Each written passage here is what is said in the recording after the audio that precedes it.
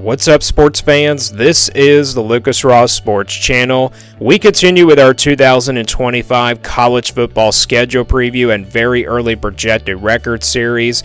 The Duke Blue Devils are up next. Before we look ahead to 2025, let's take a look back at what Duke did in 2024.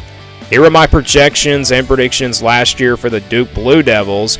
My projection had them at 5-7, and then my prediction for them was 3-9. So, yeah, the projection and prediction last year for Duke was definitely a little bit different, but I was not high on this Duke team. You go back to the offseason, I predicted Duke to be the worst team in the ACC, of course, because of all the transfers they had, of course, from last season before Mike Elko took the Texas A&M job. And I had no idea what Manny Diaz was like. I knew he was a defensive background kind of guy, but I definitely think it was going to come down to the offense a little bit more, and Duke did just that. This offense and also both sides of the football, Duke actually was a pretty good team. They went 9-3 last year, came really close to possibly making it to the ACC championship, in my opinion. This team actually did not get ranked during the entire 2024 season in the top 25. But yeah, this Duke team was a surprise team. They were definitely one of those top 5 teams from last year. That was really surprising, to say the least. But they went 9-4 overall. But again, we're basing this off of the regular season. This team going 9-3, so they definitely proved me wrong and a lot of other people wrong, going 9-3 overall in Manny Diaz's first year. You look at the schedule from last year for 2024 for Duke. First off, you look at who they played in the non-conference. They played Elon, Northwestern on the road out of the Big Ten, then UConn and Middle Tennessee also on the road. So this team actually got off to a 5-0 start. They won their first 5 games, and then they lost to Georgia Tech. But you look at their ACC schedule, they played North Carolina, Florida State, SMU, and Virginia Tech all at home last year. So it was kind of a tough home schedule. North Carolina and Florida State and Virginia Tech, those 3 teams ended up not being really as good as we think they were going to be. Florida State ended up being terrible, and then Virginia Tech and North Carolina were just 2 pretty average teams from last year. Then you look at their road schedule. They played Georgia Tech, Miami, NC State, and Wake Forest. Georgia Tech and Miami, those were pretty tough games there, both on the road. And I also forgot to mention they lost to SMU. SMU, of course, became, the runner-ups in the conference championship. They were the top team in the ACC, but they lost to Clemson in the conference championship.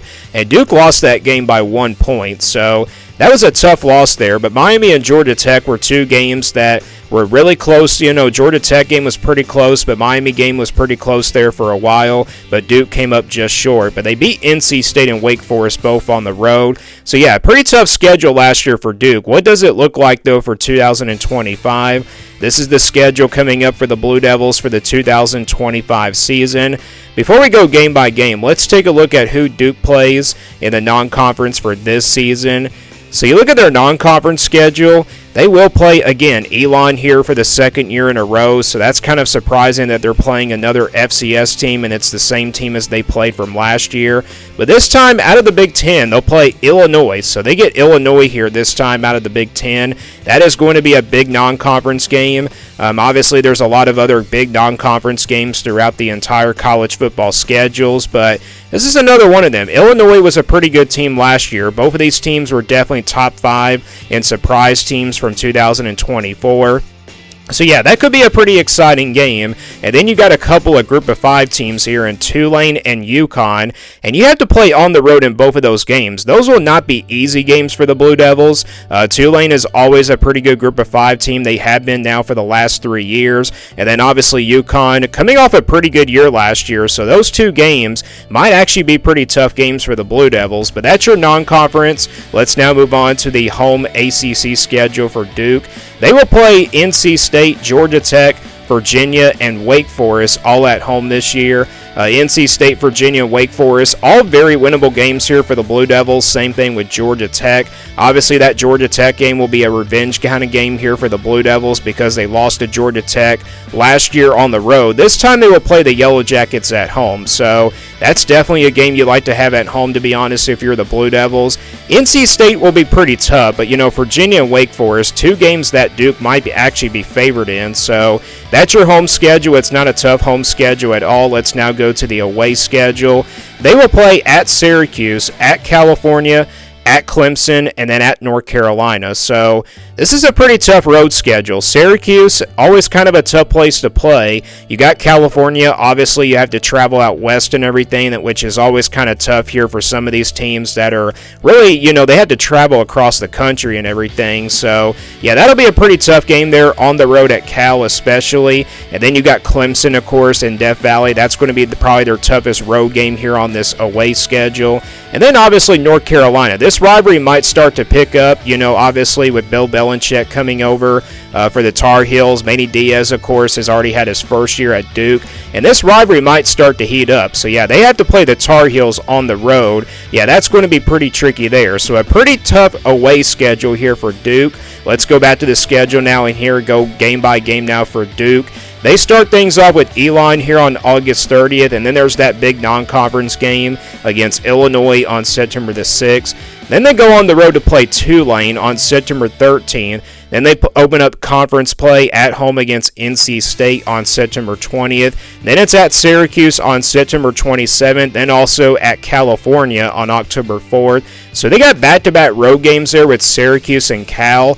Those are definitely going to be tricky back-to-back road games. And I mentioned Syracuse is always a pretty tough place to play inside their dome. And then obviously you have to travel out west and everything here to Cal. Yeah, that's going to be pretty tricky there for the Blue Devils. And then they get a bye week here right before playing a revenge game against Georgia Tech on October 18th. Then they get another bye week. So their bye weeks kind of do set up weird, but they come at a pretty good time before a revenge game against Georgia Tech and then before playing on the road at Clemson on November 1st. So I do like the spots for the bye week, and then after that it's another road game against non-conference opponent in UConn on November 8th. Then they'll play Virginia at home on November 15th, and then it's on the road at North Carolina on November 22nd, and then they close things out with Wake Forest on November 29th. So you look at this schedule, it's pretty tough for Duke when you got like some really tough road games, a couple of group of 5 teams in Tulane and UConn. Kind of won't be surprised if the Blue Devils might lose one of those 2 games, to be honest, but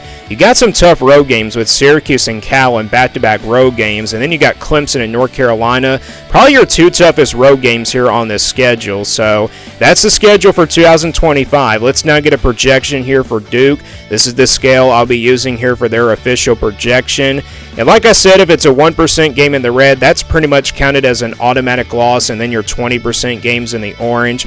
Duke will be about a double-digit underdog by 10 to 14 points, and your 40% games in the yellow, those are games where Duke will be a clear underdog in by about a touchdown, 6 or 7 points, somewhere in that range, and then your 50-50 games will stay in the white, games that really could go either way. And then your 60% games in the purple, I think Duke will be favored in those games by 6 or 7 points, so by about a touchdown. And then 80% games in the blue, they'll be favored by double digits, 10 to 14 points. And then obviously the 99% games in the green, that's pretty much your automatic wins and your guaranteed wins. Not really think, that guaranteed wins don't matter in this one, but they're counted as wins in this projection, so we'll start with those. And really, when you look at this entire schedule, because of how tough it is, you only got one easy win, and that's going to be Elon University on August 30th. So Duke absolutely should be able to take care of business in this one. This one definitely over that 95 to 99% mark. They should be favored by like over 20 plus points, maybe even more than that, like 30 plus to be honest. So yeah, Duke definitely should be able to take care of business against Elon University. Again, not a guaranteed win, but it's counted as a win here in this projection. And I actually don't have any games here in the blue because this schedule is so tough that they're not going to be favored in any of these games by double digits. But I have a lot of games here in the purple where I think Duke will be favored by less than a touchdown, like 6 or 7 points. You got Tulane, NC State, UConn, Virginia, and Wake Forest. I think Duke is going to be favored in all 5 of these games by 6 or 7 points. Tulane and UConn, a couple of group of 5 teams, those will be pretty tough games there, especially when they're on the road. Look, I know UConn has not been really good as a football program. Tulane has for the last 3 years, but I'm not kidding. Those 2 games are not going to be easy there for the Blue Devils. And then NC State, Virginia, and Wake Forest, 3 ACC teams. I think Duke will be favored in all 3 of them by 6 or 7 points. NC State will be a pretty tough one, but Virginia and Wake Forest, I think Duke will be favored in both of those games. And if these games were on the road for Duke, they would definitely probably be in the white, to be honest, as 50-50 games. But they're all at home, so that's the reason why they all end up in the purple, to be honest. And again, I think all 5 of these games, Duke will be favored in all of them by 6 or 7 points, so by about a touchdown, somewhere in that range. And then I got one game on here where I think the Blue Devils are going to be about an underdog in. It's not in the red or the orange, though. I think they'll be a clear underdog against Clemson here on the road on November 1st. So I think Duke will be a 6 or 7 point underdog against Clemson. Clemson obviously a more talented team, and because it's in Death Valley, that's the reason why it does end up in the yellow. Yeah, Duke probably doesn't have a chance here to pull off the upset, but you never know. Duke, by this time in the month of November, they could probably be that spoiler team that probably ruins Clemson's playoff hopes. Not saying they're going to again. I'm not saying that, Duke is a better team than Clemson is, but again, I just think based off of what Duke did last year, and, Clemson obviously, playing against, a Duke team that's probably a trap game here in the month of November. And you go back to last year, Clemson against Louisville, they lost to Louisville in Death Valley. So that probably could happen again for the second year in a row where they lose a night game against like a lesser opponent. But again, I think Duke will be a clear underdog in this game by 6 or 7 points. That's the only game I can see them being an underdog in. And then the rest of the games on here, the 5 games are pretty much 50-50 games. Illinois, Syracuse, California, Georgia Tech, and North Carolina.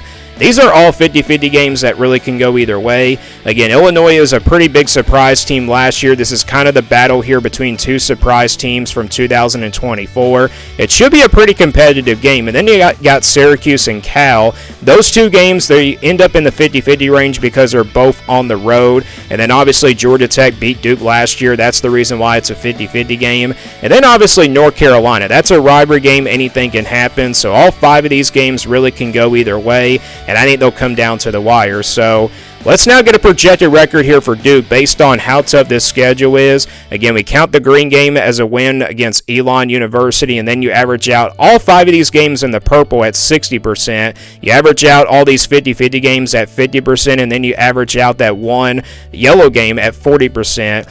Let's say they split these 50-50 games. Let's say they win at least 3 out of the 5, and then they probably lose 2 50-50 games, and they probably slip up in one of these purple games. That's going to give you a total of 3 losses, and they'll be an underdog against Clemson. That'll give you a 4th loss there. That's going to give you a projection of 8-4. So that is what the projected record is for Duke for 2025. Again, they split the 50-50 games. They win 3 out of the 5, and then probably lose 2 50-50 games, and they probably slip up in one of these purple games, and they probably gives you a 3rd loss, and that also will leave you with an underdog game against Clemson. So, yeah, Duke 8-4 is what their projection looks like here. This is a pretty tough schedule, but it gives them a chance to probably win some of these games, especially in the purple. And I think 7-5 definitely is the worst case scenario, and also 9-3 probably best case. But regardless of how Duke does this year, I think they'll be once again a pretty good team. I mean, they can probably go 6-6, 7-5, which may be another really good season for them. But if this team probably goes worse than last year, like 5-7 or worse, then yeah, that'll be a disappointment. But 8-4 is what the early projected record looks like for Duke. Do you guys agree or disagree? Let me know your thoughts down in the comments below, and also give me your thoughts about Duke's schedule down in the comments below. Is it tough or not so tough? Thanks for watching this video, and stay tuned for more sports content videos on my Lucas Ross Sports YouTube channel.